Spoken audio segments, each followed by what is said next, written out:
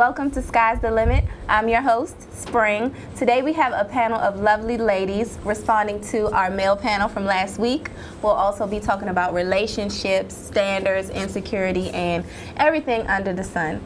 So let me introduce our lovely panel of ladies, starting with Miss Keisha. Hi, I'm Keisha. I'm co-host of Life in the Wild Zone, and that's Wild, W-O-W. Okay, and I'm Kiwanna Paskins, also known as Mz.KiKi the Barber. And I'm Erin Martin. First off, thank you for having me. I produce and co-host a reality radio show, Bag Ladies Radio. Okay. All right, ladies, well, let's jump right into it with our first question here. This is a good one. Let's see. This one will go to Miss Kiwanna the Barber. Why do people settle or lower their standards to keep other people or keep the person in the relationship? They're afraid of being alone, convenience, self-esteem issues. A lot of times you've been in a relationship so long, whether it's abusive or whatever, I mean, who wants to be alone? Right. And if that's all you know, a lot of times also you feel like you're not attractive, no one else may want you. It's just different things, Keisha, what do you think about that? I want to piggyback off of her. I really do believe it's out of convenience. Basically, nobody really wants to be alone. You don't want to, you start thinking about the future, moving forward, and you go, oh God, especially if you don't have children, you start thinking about a family, wanting to settle down, husband, wife, what have you, and you just start to realize, and especially if you see your friends, looking like they're happy on the outside, and sometimes you want to have that same thing. So that's why people settle in these kind of relationships that could be abusive and just not loving relationships. So that's why I believe so. Okay. You want to? The first thought that came to mind, and I agree with what Keisha and Keith said, but I think love also is a factor. I mean, love is a powerful thing. It's a powerful emotion, and it causes you, to do things that you might not otherwise do, including settling. So, I think it also has a lot to do with, just not wanting to be alone, which is a powerful thing too. But, just the power and the passion of love can make you do a lot of things that you, might not otherwise do. So, when is it just not okay to settle? Like, describe for me a situation where it's like, that's not cool.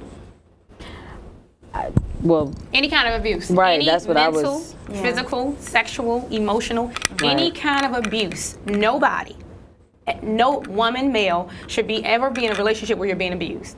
Got to get out of there. Way out of there. Disrespect. Right. Yeah. Right. Disrespect. Yeah. When you start off with the disrespect in line, like dating, you go through the introduction and everything, and hey, let's hook up and go out. First night, no show, no call. Back talking, hey, another time.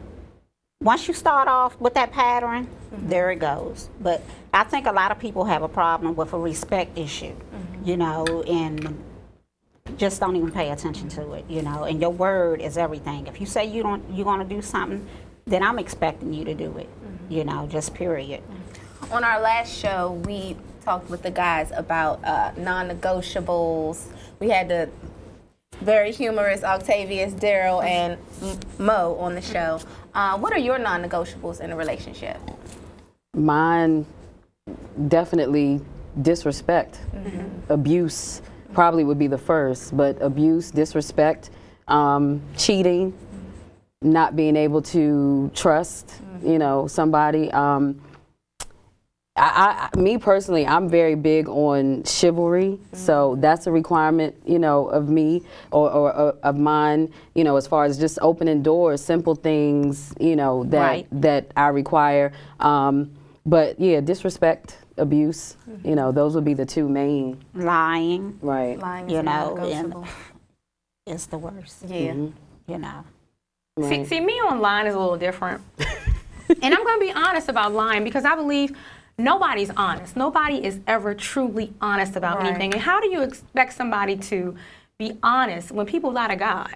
People lie. They lie all day long. So how can they tell the truth to you if they lie and who to am the I? man? Who am I? Exactly. Right. So lying is just something for me where I'm like, how can I hold you to that when you lie to your creator? So that's just. Well, and I mean, saying that means that how do you even have a relationship? I mean, at some point, because you have, I mean, I don't want to, you know, whether it's male or female and I'm having a conversation, I don't want to sit down and have no conversation with you and then in the back of my head, I'm like, I don't believe she's saying. Oops. Oh. We can edit that out. Quite all right. Keep going. And I know, and I'm sure we all do lie, but I'm gonna say this: when I'm first meeting a gentleman, I try to say, not saying something is not a lie to me. Before, you know, I try to put everything out on the table. If I'm, you know, married, if I have another boy, just whatever the situation is. I mean, just be upfront. And I expect the same thing out of a man, because if you, it's about giving a person options. You could tell me you married, you could tell me you got 3 women, but at least let me have the option. Lay it on the table so I can and don't take my options away. If I like you, I'm going to deal with you anyway. They're going to do regardless as to who you They're going to do it.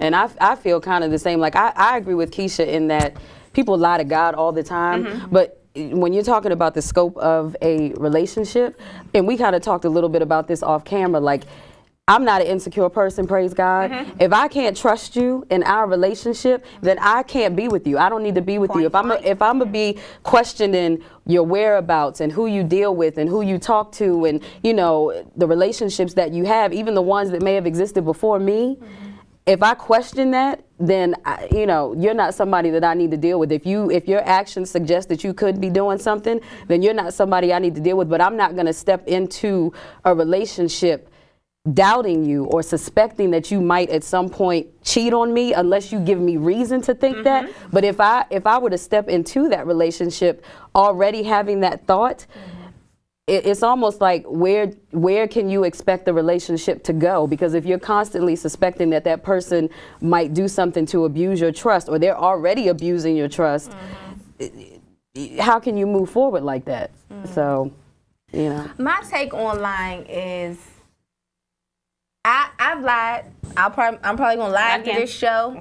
And we probably all have. You know what I mean? And so I weigh, you know, whether the lie is it a big lie, like, you know, I got 4 kids I tell you about, or is it, you know, I don't make as much money as I said I do. You know what I mean? And then you also have to look at other characteristics that the person has. You know what I mean? If you got to weigh it out, the pros and cons. You know, I don't want to throw the whole, what is it, the baby out with the dishwater. You know, if it's salvageable. And then too, everybody has their standards in terms of what they're willing to accept. You know what I'm saying? Like, you may have somebody, and like, I think you and the guys kind of spoke about this on the previous episode, where Darrell was like, if his woman lies, he may not necessarily leave her, but it definitely might affect his trust moving forward. And if she were to lie again, that might be the point in which, you know, he leaves her. So I think everybody has their own standards in terms of if they think it's acceptable, but how many lies do you accept before you say, okay, I'm done? You know what I mean? Like, is it just 1? Is it 3? Is it,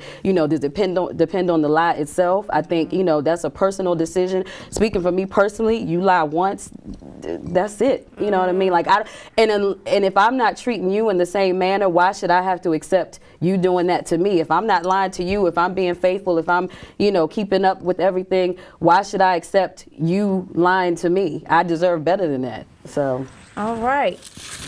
Switching gears, one of our male readers asked, would you rather a man be able to provide for you mentally or financially?